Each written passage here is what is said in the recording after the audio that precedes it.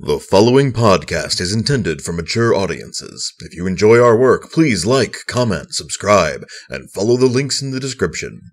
Thanks for your support, and enjoy.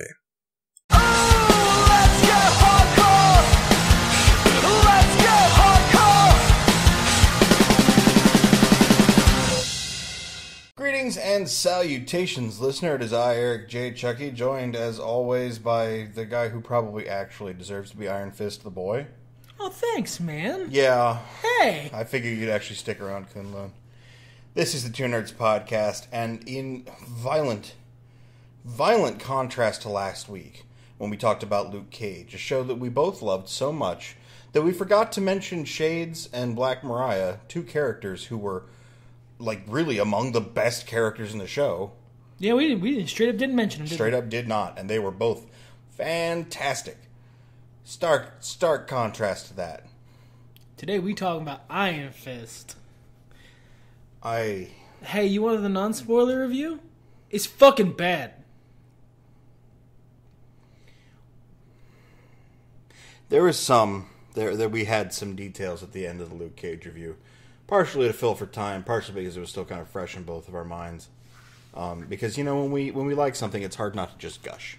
Yup, and I believe I said at the time that it didn't deserve all the hate it was getting.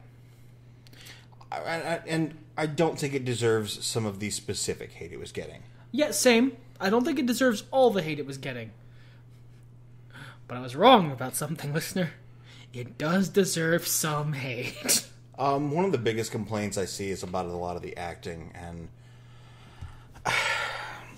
the acting's fine. Well, it is until it stops being fine, but it stops being fine for a reason. Yeah. It's clear this show was largely filmed in order. And at a certain point, certain members of the cast looked around themselves and went, oh no. And then just checked out. That, or there was a lot of, sure, fine, whatever, that's the cut, let's move on with our lives. Where I could have done that line better.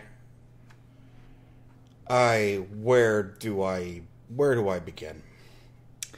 Well, normally this is where I would be all sassy and be like, no better place to begin than the beginning, but no. The beginning of Iron Fist is a bad place to begin because it's also bad.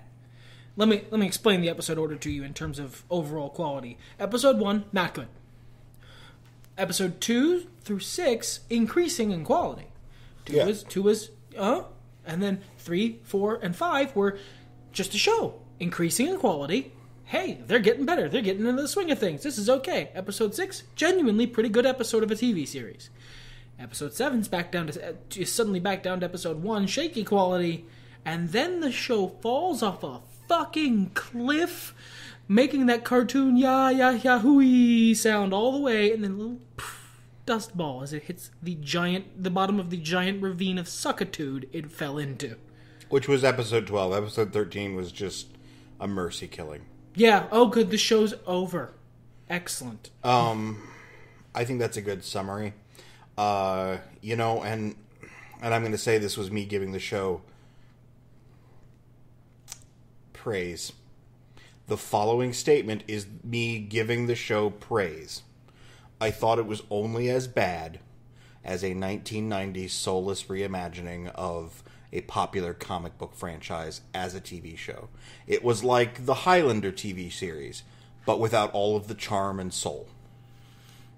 And yeah, that's fair. That's not, and that's praise. That sure as hell is better than what anybody else is talking about it. On the early reviews and stuff. It's not the worst thing ever made. It doesn't deserve to die in a fire. There's a whole bunch of shit that I don't feel like getting into. Well, and it's the internet. We always I even say people always like to, exaggerate. It's bad. Now, it is bad. I'm not saying it's good. Yeah, that was my pre-episode 6 judgment. Episode 6 came by. The episode I was dreading because it was directed by the RZA, and I love you, RZA, because I know you and Ultimo Dragon hang out and watch the show. But I was not expecting good direction from you, and at the same time, you had the best episode in the series. Because you were like, you know what? This Kung Fu series about a Kung Fu guy.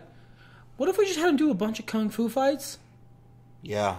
Oh, yeah. I mean, yeah. Do that. That sounds like a good show. Good job, RZA. Can the RZA direct the rest of this? No. We have to go back to the guy who wrote the worst parts of 6 Feet Under and Dexter. Super. I can't even... Fucking super. I can't confirm or deny that those are the worst parts that he did, but, like, I don't... Like, you did 6 Feet Under and Dexter. Those are different shows. That's not the energy you want for Iron Fist. No. Like, Iron Fist is... Look, he's not a child, but he's also not a depressed guy. He's not riddled with angst. He's ultimately Danny Rand's pretty chill. Who the fuck gave you the memo that he should be Matt Murdock again? Not even Maddie was that bad. Look, it made Daredevil season 2 better by contrast. Like you heard that The Defenders is being done by one of the guys who was responsible for season 2. So, Daredevil Season 1 was run by one guy. Mm-hmm. Daredevil Season 1 is fucking perfect. Anyway, moving on. Daredevil Season 2 was run by 2 different guys. Like, they were co-running. And The Defenders is being run by one of those 2 guys. The other one resigned partway through filming. I'm hoping that it's whichever one was responsible for the good parts of Daredevil Season 2, not the one that was responsible for the other parts of Daredevil Season 2. But be warned, listener, it's possible we're going to get an entire Defender series of the bad parts of Daredevil Season 2. And those are still better than Iron Fist. Yeah. Those are still better than the good parts of Iron Fist. Alright, I'm not going to sit here and pretend like I'm some huge Iron Fist fan. Yes. I'm not. I like Iron Fist. Fully. I like him as a concept. I am not a huge fan of the character. I like him alongside Luke Cage. I like the Heroes for Hire, specifically. And that's why, going into Luke Cage, I knew a lot more about, his villains and his struggles and what goes on in his life than I did, what's going on with Danny. Because in Heroes for Hire, Danny is mostly Luke's sidekick. Let's be real. Yeah, because neither of them were doing that great. So they teamed them up and made Heroes for Hire, and it's amazing. And I tell that a big part of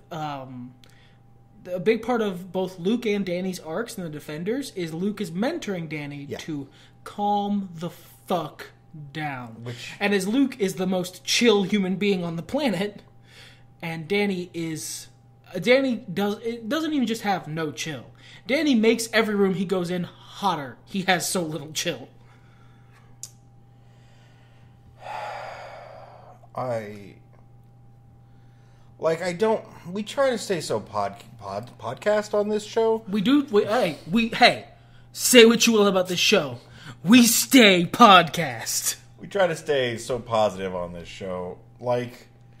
Obviously, there are a million places on the internet you can go to get people bitching about stuff. We try and provide positives where we can.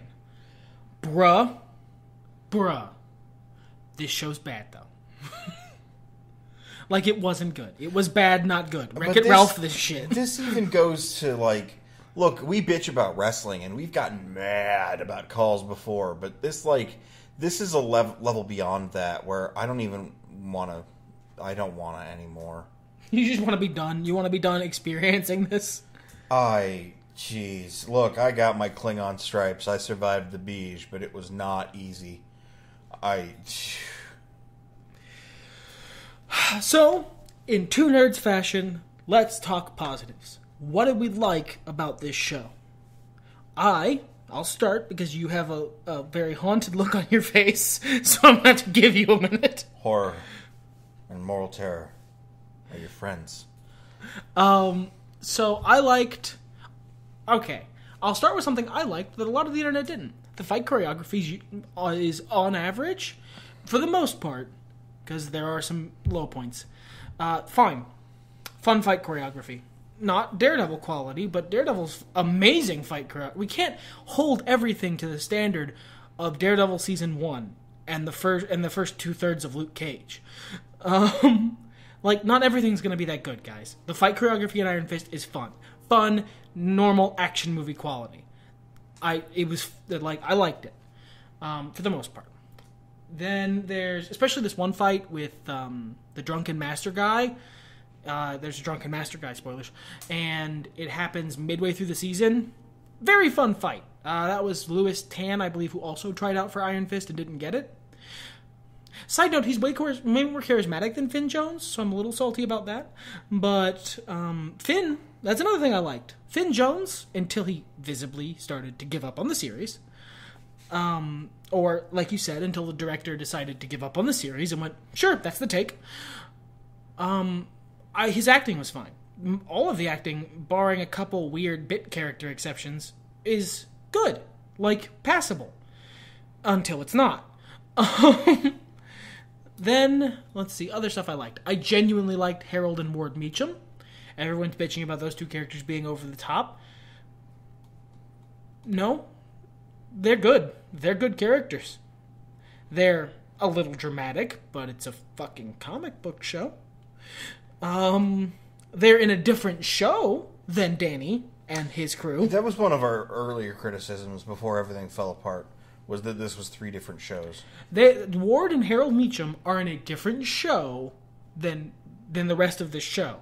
And it crosses over a lot, but it is a very different show. It's not necessarily a bad show until it is. I keep having to say that, but it keeps being true. Other stuff that I enjoyed. Colleen Wing's character before she and Danny got together. That was fun.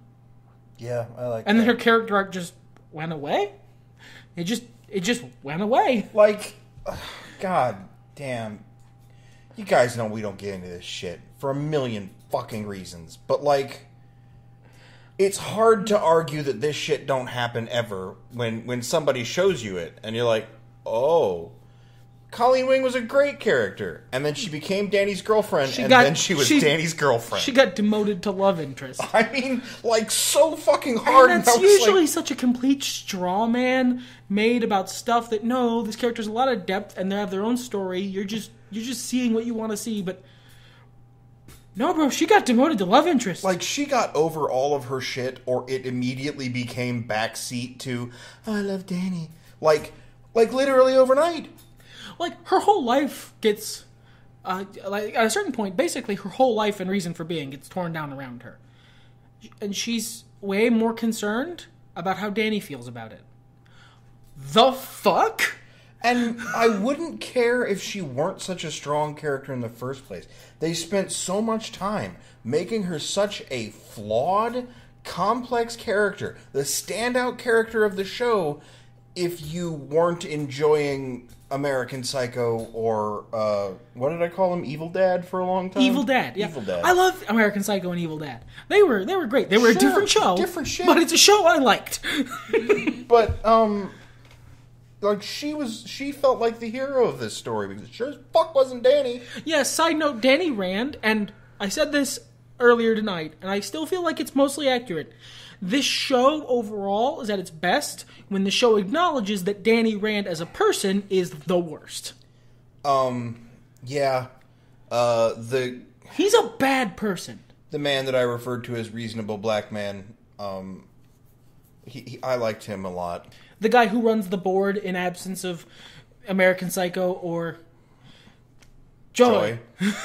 Press X to Joy. Press X to Joy. Jesus. Look, I don't like Joy Meacham. Her character's dumb and confusing. She's poorly acted. She's one of the few poorly acted characters on the show. I don't think she's poorly acted. I think she had piss poor fucking direction, and I honestly think she's one of the closer characters to the comics. And you know what? You might be right. She's less charismatic than Finn Jones. No, yeah, she's zero charisma. She's a negavoid of interest. Her character's confusing and muddled in a way that not even the other Meachams are. Like, and she's not complex. She's just, like, I described her character as a bitch who sees Danny and wants to be reminded that she used to be cool. But the remaining 13 years did happen, so she a bitch though. And, like, that characterization, that was good characterization. And then they just forgot it? They just forgot it? Like, so much of this show can be described its problems as they just forgot it. They just forgot X. Except they always forgot, like, shit that was important and not the stupid fucking crap. Like, do you remember how the first 6 episodes of this season were capitalism is wrong? No, that's not even true. The first 3 episodes were I want to be a capitalist, and then episodes like 4 and 5 are capitalism is wrong. Right, but he wanted to be a capitalist because capitalism is wrong. No, he wanted to be a capitalist because it was his. Right. He wanted to be a capitalist because gimme, it's mine. But there was still, like, the episode 1, the scenes in the park with Hobo Gonna Die. Like, you know, that was all. A lot of that was capitalism is wrong, money is bad, sell all your albums and steal everything else. I don't fucking... And this is coming from you. That's, I mean, look. Yeah, no. If the show is making you defend capitalism, we're in some rough times, sir. Jeez, man, But, like... fuck. I didn't even like the fight choreography, listener. I mean, it wasn't shitty. It just... You made a Kung Fu series, and the Kung Fu wasn't very good. No, it was okay. But you made a Kung Fu series. Actually, there's a show I was watching called Into the Badlands. It's on AMC. And it's a much better Kung Fu series. Like, all of the fights are way better. You guys got fucking Disney money. Like, y'all getting trashed by AMC. Y'all getting dumpstered by AMC, though. Like, this is... I'm planning on watching the Tekken movie soon, because I didn't know the Tekken movie existed. Wait, which one? The 2010 one. Oh my god, that's so much fun. Like, I didn't know it existed, so I'm planning on watching it soon, because I know it exists now. I'll be there for that. How are we watching this? And I'm expecting the Tekken movie to be way better than Iron Fist. Just by virtue of having better fight scenes and being more fun. And it's actually... That's another thing. Iron Fist is a fun motherfucker. Everything I've ever seen him in, he's fun. He's jokey, he's happy. This was the most dour, aggressively grim, sad, mean show. I made a comparison to Hayden Christensen as Anakin Skywalker, and I think that holds up. Yeah, like a good actor given shitty lines in a bad direction. Because there's nothing wrong with Finn Jones. Go watch him in Game of Thrones. He's a good actor. And in the first couple episodes of this fucking series, he's fine. He's playing Danny Rand. He's playing like a chill warrior monk. That's cool, where he doesn't have shoes and he's like super happy and he's enjoying his sandwich in the fucking park. Like, that's a good character. Why did you make him sad? Why did you make him sad angst boy? That's not who Danny is.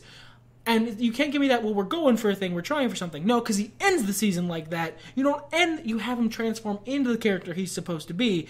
You don't end the series, you don't start Daredevil in the fucking suit and end him in the Man Without Fear black outfit and black, like, mask thingy. You go to Daredevil in the suit. You go to Danny Rand being cool warrior monk guy. You don't start him there and then devolve him into just an angst-riddled fuckboy. All right, and I don't use that term lightly. I don't know if he's a fuckboy. I mean, but like, he's kind of a creeper. I will give you that. I don't use that term lightly. And you know what? I'm so mad. I would like to pull out some vindication on this because you, not too hard, but you did argue with me on it that Danny's not really a creeper. Because he really does, when he first meets Colleen, come off as super creeper. Yeah, like Colleen's reaction of, I'm going to leave now, creepster man. Like, at that point in the series, Danny has like a very endearing air, and I thought they were gonna continue with that. No. Well, and then later, when Davos shows up, and he's like, remember that one time when you wanted to go to the bathing springs and watch all the girls bathe from the other place? And instead we saw Master What's-His-Nuts, and then we saw his... He's doing his nuts. Private nude meditation. And it's like, oh no, Danny just is a creeper. Great. That's your main character. God damn it. Like, okay, fuck. Okay, Daredevil was 2 different guys. You told me this, 2 different guys? You just mentioned that. Daredevil Season 2? Yeah, 2 different dudes. Alright, motherfucker, if you had told me this fucking series was 6 different guys, I would believe you. Because... It's a show that just does not know what it wants to be. Like... And it chooses, and by default, chooses bad. Like, okay, if I were booking my way out of this, that's our logic when we watch a bad wrestling show. How would you have fixed this booking? And, like, as it so often happens in the wrestling show, I wouldn't have booked this match. I wouldn't have booked this card. We need to start from square zero here. Because somebody fucked up in the initial phase. Alright. but you can fix this. Oh, if you don't gave need to- me this fucking... Oh, they can fix this from here? Yeah, just forget it fucking happened and move on with the Defenders. Just let's shove that under the rug behind us. Move on with your lives. Give Danny Rand an arc in the Defenders where he becomes chill because Luke Cage is mentoring him. Start season 2 with chill Danny Rand and never go back.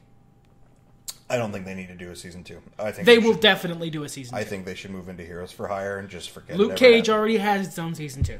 Well, that's fine. And then after that, they should move into Heroes for Hire and forget this shit ever happened. They will definitely have a season 2. That's going to happen. I don't know, dude, because... It pulled huge numbers.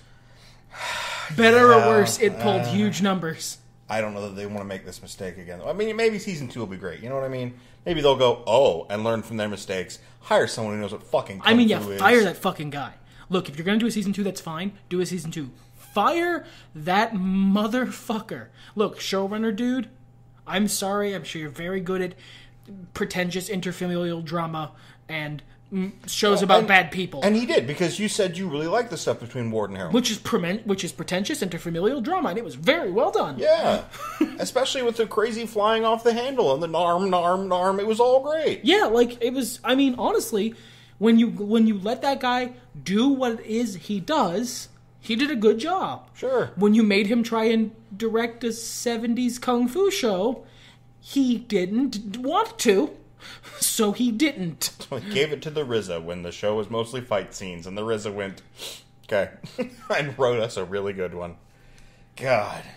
That's the episode with the drunken master fight, right? No. That's the episode where Danny does that's nothing but fight the a gauntlet of challenge. people. That's yeah. the challenge episode. Also very good episode. Yeah, that was great. Like, well, that part of it. The rest of the episode's kind of... Okay. Yeah.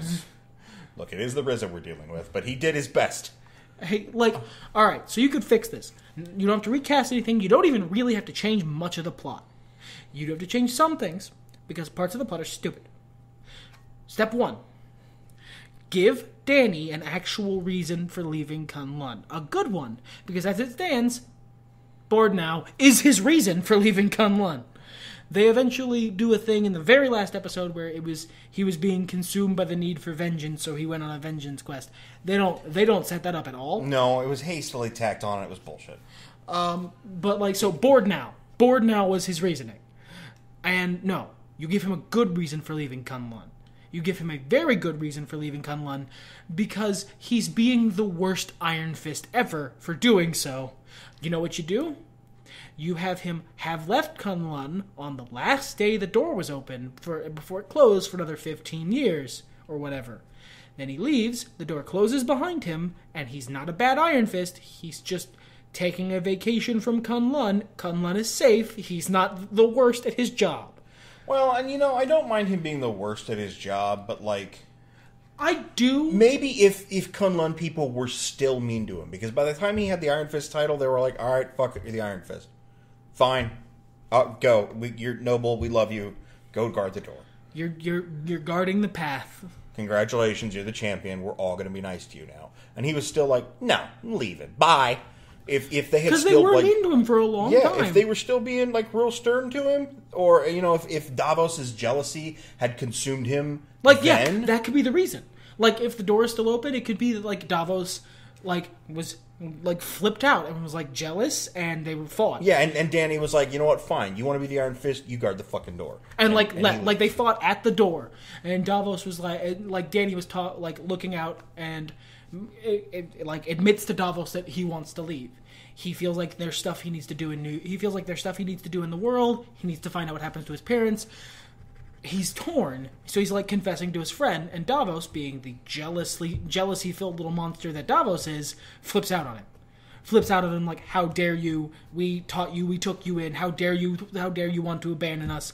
They flip out, they fight, do this as like a flashback, like episode 3, and then he goes, fine, you know what, you want to be the Iron Fist so bad? You guard the door. And then he fucks off. There, that's all you need to do. That fixes so many of the problems with Danny's character. Because so many of the problems with Danny's character spring from the fact that he's ultimately a giant asshole hypocrite.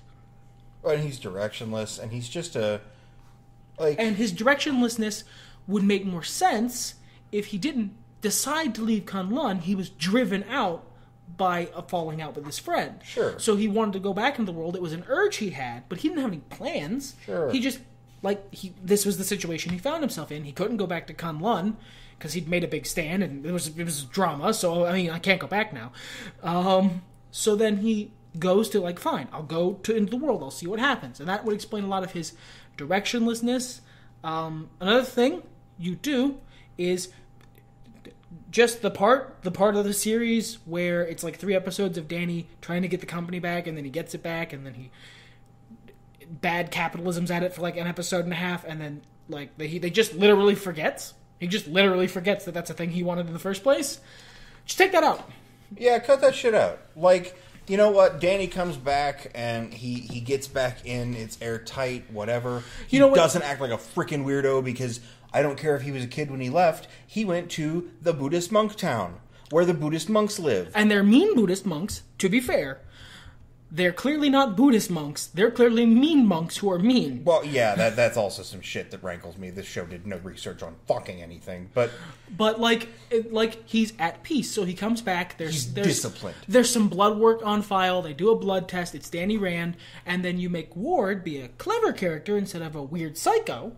And once it's clear it's Danny. Well, I mean, still gonna be a weird psycho because I like that portrayal. But once it's clear it's Danny, he offers to, look out for Danny's interests so that Danny can get back into, getting involved with the world. He's on the board. His voice will be heard. Let me work. Let me handle things. This is what I do. Rand's very successful. Here, you're a part of the company. If there's anything I feel you needs your attention, I'll bring you in on it. This way you're not stuck here every day. And you can go out and, be a part of the world. And get back into life and look into stuff. And then Danny can leave and then be eventually brought back in through the hand, and then you have natural conflict between Ward and Danny, where Danny is trying to get back, get more involved in the company that he's already, in place with, to try and get rid of the hand, and Ward has Danny, I got this. It's fine. Fuck off. Because he's a weird psycho. Well, no, I think Ward should be involved with the hand. Not directly, but he should know what's going on. Yeah, he should be part of that whole drug distribution thing and all that. Danny, look, we're doing what we have to do. You need to fuck off. And Danny figures that out the same time he figures out what the hand is doing. He understands, he finds out that Rand is shipping drugs and distributing. Yeah. The same time he realizes that the hand is shipping drugs and distributing. No, you know what? You haven't figured out that. Well, same episode. Anyway. You haven't figured out that the hand is doing it. Then he tracks the hand and finds out it's Rand's stuff. Yeah, and then specifically that it's Ward. I think he can just meet Colleen by doing that thing he did where he's like, "Hi, I should challenge the local." Yeah, look. Because that was fine. Because with all the park shit, that just didn't help, made him more of a creepster. This way you can still show that fish out of water stuff. He sees her flyer. Yeah. And then he sees, you know what? He sees her flyer, and then they set up that he used to do cage fighting for money, and he doesn't mind it. So he, for whatever reason, ends up seeing her cage fight, her first cage fight. You have Colleen's storyline separate until this point. Sure. He ends up seeing her first cage fight. He sees her fight. He sees how good she is. And having seen her flyer, knows where her dojo is, so he shows up to challenge the local master, because that's what you do. Sure. And because he's seen that Colleen's good enough to be worthy of that, because there's a million fucking kung fu dojos in New York, so why would he go to that specifically? And then he does, and you have him meet Colleen that way. Side note, still have them get together. That wasn't a bad call. No, that was okay. I would take out her involvement with the hand. Yeah, direct involvement. Because... You know what? Have her still working for that guy. That's fine. Sure. Have that guy still be a part of the hand. That's fine. Have her not know that she's working for the hand. I mean, that even in the shitty series as it was, would have cleared that little plot hook up rather nicely if she didn't know the whole time. She knew she was a part of a kung fu thing, and the scholarship she was working for was this guy's, fucking weird kung fu community college or whatever, and that guy got her off the street, cleaned her up, gave her a life. She feels very loyal to him, and then she and Danny together can find out that they were the hand, and then that gives Colleen some conflict that you let her keep, Let her keep the conflict. It's her part of her character. She needs to have other parts of her character than just really likes Danny Rand. I'm just pointing that out. And then you could...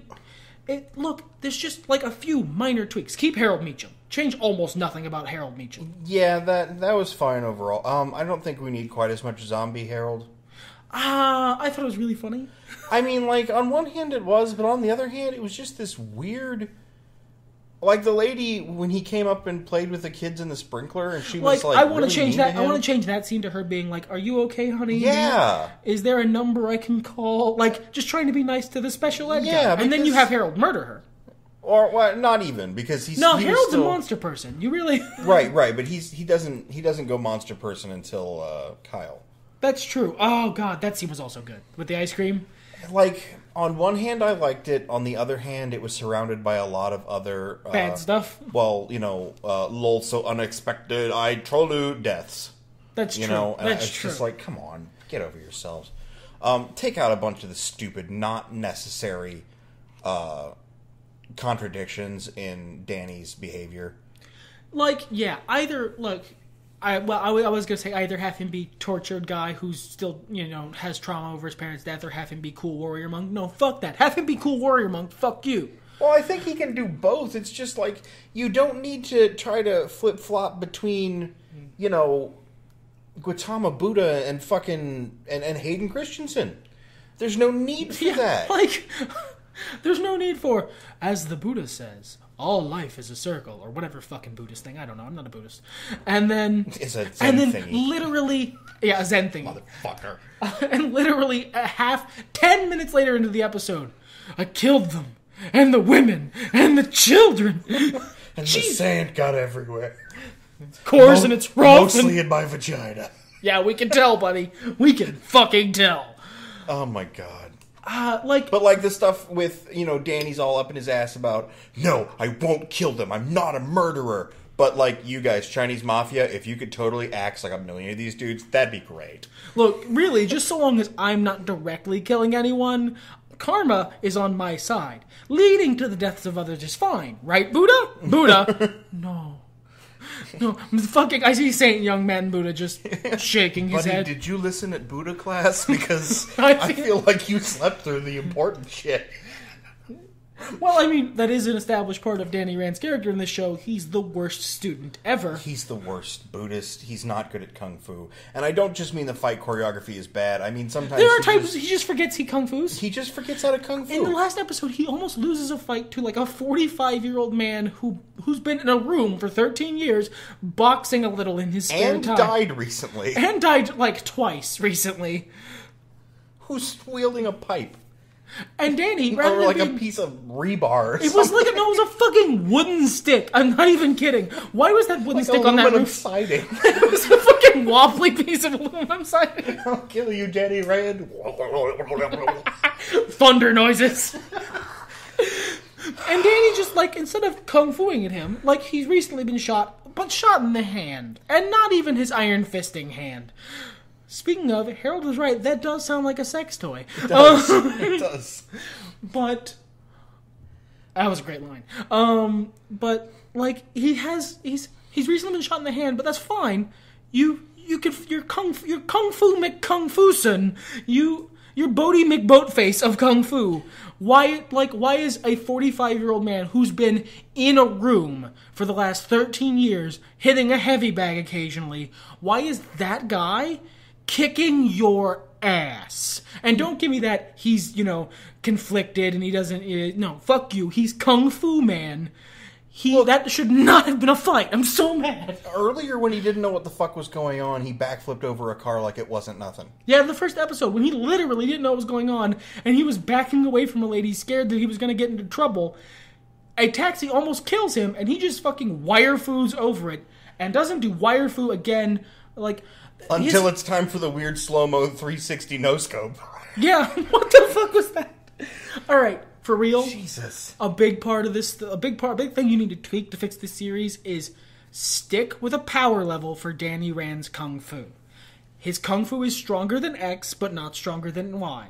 Find it, stick with it, because his level of Kung Fu power is all over the fucking place in this show. He goes from beating a series of dudes in a challenge where he gets injured and poisoned, and by the end of the fight, he's like literally Neoing a motherfucker. From the end of the first Matrix, where Neo is just blocking all those agents with one hand, looking distracted, he did that exact sequence with this dude who was desperately trying to beat his ass, and he was like talking to he was like using his weird mental connection to his teacher, or hallucination maybe, to have a chit chat with the guy while he was just, whatever guy who's been doing kung fu his whole life. I'm the fucking Iron Fist. Get wrecked. Fine. That's cool if that's what you want to do. And then there's other sequences where, again, he almost loses a fight to a middle-aged man who's been in solitary confinement for over a decade. Or a goon with some brass knuckles. Or the fucking drunken... No, the drunken master kung fu is a thing. I accept that he could get his ass kicked by that guy. I'm not especially mad. Because that guy's apparently the Hands Iron Fist equivalent. I'm not mad that he had problems fighting the man. I'm upset that Danny Rand, whose character had been strongly characterized, no matter how incorrectly or ill-advised, as being a single-minded tracking unit toward getting his goal, stops by this drunk fucker at the door and is like, "Excuse me, sir, could you please move?" "No, I will kung fu at you." "Okay, we will fight. I will leave the door. I will not attempt on the door. I will not. The door doesn't exist to me." That's warrior honor. I get what they're going for. Okay. Y'all have started a warrior honor fight. Like, remember earlier in the series? But, like, establish that. Like, have the drunk guy go, "I'm out of your way now. Aren't you going to go for the door?" And he's like, "No. We have begun the sacred rite of battle." Or, like, you don't even have to be that pretentious about it. Just, "Aren't you going to go for the door?" "Yeah, I'm going to turn around while you're here." That seems like a smart plan. Sure. They can make jokes like a Danny Rand do. And, the other thing is, there's a lot of times when Mr. Drunken Master stopped to have a chit-chat with Danny, and Danny was like, "Oh, please, give me more of your cutting insight into my psyche, because I feel like hurting today." Yeah. "Oh, what's that? You have some cutting remarks for me?" "Well, my counter is open. I'm ready to receive." "Yes, please, don't. Let's not fight during this at all." Drag me, honey. Because, for real, he came for him and his children. Jesus. You know what the difference is between you and me? We both took an oath. I kept mine. Fuck! Oh, shit, someone call the burn ward. Look, I don't care if you beat him in a fist fight. He won. Yeah, he clearly did. Louis Tan 1, Finn Jones 0. Damn, son. Wrecked. Annihilated. And there's a bunch of other shit, like little just cleanup shit. And it's just it would have been so easy to fix. You just a couple minor tweaks to the plot, a couple minor tweaks to the order in which things happen. You won't even need to really change anything. I kind of like that there's internal struggles and fights in between different factions of the Hand, because they've had that before. Sure. Nobu and Gao's sections have been at war before in Daredevil. Mm-hmm. That makes sense. I like that there's factions within the Hand that are at odds. That's cool. You can keep weird, pretentious asshole Hand guy. And yeah, I kind of dug him. Yeah. He was a good villain because he was a pretentious asshole who really, clearly believed he was in the right. And that's always a good trait. That entire fight was stupid, by the way. I've forgotten most of the things I hate about it, but just watch it. I hate it. Yeah. Except that Danny pulls back his fist ad infinitum. It's a funny joke, but... no, it's funny because it looks stupid in the thing. About to murder a guy, and then, the guy continues to struggle, and he goes, I'm gonna give you a heckin' murder, I am. And the fucking part where pretentious guy is on the ground, and everyone's like, should we kill him? We should kill him. Should we kill him? And then he does nothing. No, he's just laying there having his bleeds. You know what? I'll let them make this decision. This seems important. Having his bleeding, he's doing his thing. And Colleen's like, no, we will not kill him. Davos is all, lol, that's dumb, stab. Well, except that she's like, no, we won't kill him, it's bad, this, that, these are all my good reasons. And Davos is like, yeah, I'm gonna kill him, though. And, kind of hustles over there and then stabs him. He's not even really in a hurry. She doesn't, begin to move to stop him. I don't know if she's possessed of... Is he really going to do that, or is this a bit? And then he does it, and she's like, oh, no, you didn't. Like, you could also portray it as like, again, this would be an easy scene to fix. Have Colleen, like, no, we can't kill him. But instead of being adamant, have her tortured. Have her at odds. Trying to convince herself. No, I can't kill him. I can't. It's wrong. I shouldn't do it. Clearly trying to convince herself. And Davos is like walking over with a knife and she's all, I should stop him. Like, don't ever say it. Show, don't tell, motherfucker. I mean, that's the cardinal rule of filmmaking, and you guys fucked it up. Don't ever say it out loud, but ever look like, should I, like, tortured, like, should I stop him? But she really wants the guy dead. And if she doesn't have to do it, you can have her act this out in her face. She's a good actress. This you don't have to say this. Oh, yeah. And then have Davos go, well, lol, stab, in the exact nonchalant-ass way he did, because that was great. Bingo, bongo, stabbo, stongo, Davos wins, hand nothing. Hand are evil, we kill them. He backflips off into the sky. The Hand are evil, we kill them. Why are you people so weird about this? I'm gonna go hang out with Frank Castle. You guys are weirdos. And then,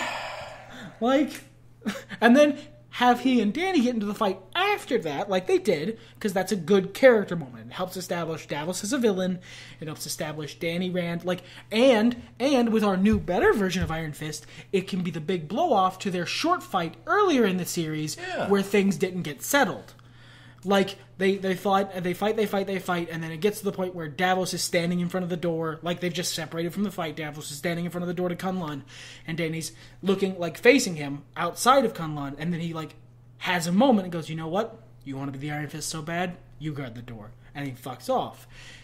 In this moment, it can get, Davos is trying to leave after, stab. And Dany's like, you can't leave. You just killed that man. The rules are different here. You can't just kill people. And then Davos is trying to leave in a moment of mirror from the first fight, which again, don't say it out loud, you fucking dummy. And you have them fight, and then clearly Dany's winning. Like, and then he throws Davos, and it's clear he's won the fight. Instead of the big "I'm gonna give you such a punch" moment, they stand up, and Dany is standing in front of they've switched places. Dany is standing in front of the hand dude, and then Davos is looking at him, and Davos goes, has some sort of line about Dany being you know what, you were right, someone should be the fucking Iron Fist. I'm going to go guard the door. And then he fucks off because he got around Dany. So Davos loses the fight, but wins what he wanted. He gets away. And then you let Davos get away. Well, there's also, you could have a good, tilt of Davos going a little bit more, I don't want to say crazy, but zealous. Because that's where they ended the show, was on that, Davos is so zealous, he's trying to turn other people against Dany. Well, yeah, get Dany killed, then someone else can be the Iron Fist, hint, hint, me, Davos. Right. But, he could say some shit like, you want to save the hand now? You're the Iron Fist. I know you left me to guard the door because you got tired of it. Whatever. Look, I know you didn't have the conviction to do your job, but you're still the Iron Fist. Look where you're standing. Yeah. So you letting the hand live is tantamount to treason. Ooh, kind of thing. You know what? You could have Davos, him and Dany start fighting because he tries to kill Colleen. She's in the hand. Or that, sure. The hand of the bad guys, and then it ends up with no. In our better version. No. Well, she is. She's still in the hand, but she didn't know it. Know. And that makes Dany also right because she didn't know, but Davos a crazy person because it doesn't matter. Yeah. Doesn't matter. And then they switch around. Dany is in between Colleen I think we need to highlight zealous here because this is a show with actual fucking crazy people. Yeah. Lest we forget about Ward and Harold. Yeah, and then you're in between me and the hand. You're the Iron Fist. I know you didn't have the conviction to do your job. I know you wanted to leave and go back to your real family. But look where you're standing. And then have Dany say something like, I'm standing where I belong. Yeah, good hero stuff. And I think they also should have... Right where I belong. Between you and someone you're trying to kill. Or between you and what's right, or blah, blah, blah. There's so much material there. Someone you're trying to hurt is better. Someone you're trying to hurt, sure. But, and the thing is, people bitch about armchair bookers in wrestling, or armchair coaches. We know everything, and blah, blah, blah, blah, blah. The thing is here, Like, this is storytelling. I'm sorry. I'm not. It is. But even above and beyond that, like, they do things to make sure this consistency stuff happens. A lot of times, they will hire an individual who is in charge of consistency, like making sure everything is, follows throughout. A lot of times, they will have. I know I personally keep documents when I'm writing books, to keep people's ages, motivations, shit like that. Stuff that needs to come back around and bite them in the ass. When I'm DMing, I keep little notes as to on important NPCs on who they are, who's important to them, what's important to them, what their goals are, and the kind of person that they are, either in my head or on a little notepad somewhere, so that I can keep their characterization consistent. And in filmmaking, which a Netflix series is made a little bit more like a film than a TV series, just because of It's filmed all at once. You don't have to try for sweeps freak. You don't need unnecessary... Like, the whole show comes out at once. You don't need unnecessary cliffhangers to keep people attached. You can tell the story. They have dailies, which is when you come in the morning and you watch the shit and you see what we've got so far. You really should have been able to... Look, if I can come up with... Like, you and I... through spitballing off the top of our heads, have come up with a better Iron Fist series in 20 minutes. You can't tell me you couldn't have done this better. I'm not a rich director, and I did okay, and it's not like these actors are bad, it's not like this is the performance you could have gotten out of them. Bullshit, they're good actors. This is whoever is responsible for consistency and motivation, and it's the showrunner. That's who does that. In TV shows these days, is the showrunner. That's the name for that position. You can't tell me you can't pull this off. Because if you can't, you're incompetent and you should be fired. And I'm not even sitting here like saying this needs to be more like the comics. Although ironically, before I forget it, I do think they probably should have left the thing at the end where Harold's death is ambiguous and Joy thinks it was Danny's fault. Especially since after that they went with Davos going to her and going, "Hey, you want to fuck up Danny?" That would have given so much more motivation for that turn that they went and did anyway. I think you're right, but at the same time, I don't know that you don't need to... You need to close the door on Harold Meacham after this series. Oh, I think he should... No. I think who killed him for people other than those present. Well, to be fair, Joy wasn't present. No, she wasn't, but, like, it was pretty much done and dusted. The cops understood. This is fine, all wrapped up in a nice little package kind of shit. Like, Ward was there, and, Well, to be fair, she doesn't trust Ward either. Yeah. So, like, it might be that she doesn't believe, like, she doesn't know, maybe she knows Ward did it, but she's mad at Danny for not stopping him. Sure, whatever the case is. But, like, that could have been sold better. Yeah, I agree. But anyway, like, it's not like this was super much like the comics. This just, our proposed version. It's not like we went, oh, this is shit. No, Ward can be his son, not his brother. You don't have to involve Skrulls. There's a million things you don't have to fucking do. You can keep most of the same plot. Yeah. You tweak a certain order of operations, you change some characterization, you give a couple more flashback scenes. And in place of the same flashback scene of little boy getting hit by a stick like 9 times. Take 2 of those. On the plane. Jesus Christ. Just take 2 of those and leave them out and then do this fight scene. That's it. That's all you gotta do. Episode 3 or so. It's not... Or the weird, like, dream sequences that we thought was him trying to center his chi, but wasn't. No, because he doesn't know how to do that. The hand has to teach him. Side note.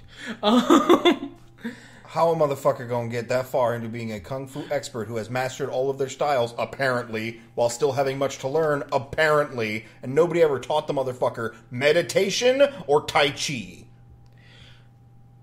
Well, I mean, he clearly knows Tai Chi. He does it a lot. He does it badly, but... Oh my god. It might be Kunlun style Tai Chi. That, if it's really angry, just shoot your chi everywhere. You're a teenage boy and you just found some alone time. Shoot your chi all over this room.